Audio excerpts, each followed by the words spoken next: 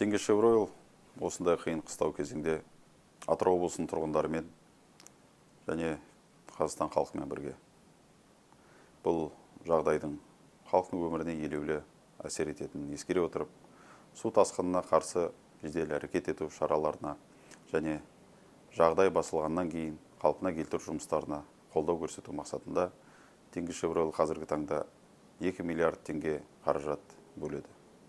Бұл бөлінген қаражат аймақ тұрғындарының су тасқынының тікелей салдарын жоюға және зардап шеккендердің тұрмысын қалпына келтіруге септігін тигізетін маңызды үлес болып табылады.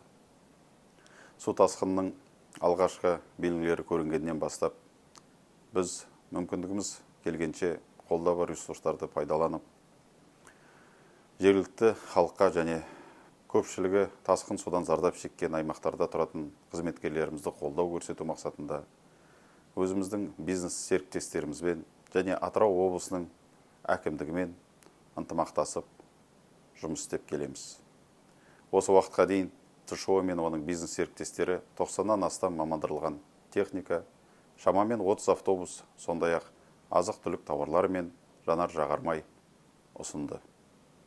Теңгешевройл еліміздің игілігі үшін өндірісті қауіпсіз және сенімді түрде жүргізуді жалғастыра отырып, қоғаммен бірге болуға ұмтылады. Рахмет.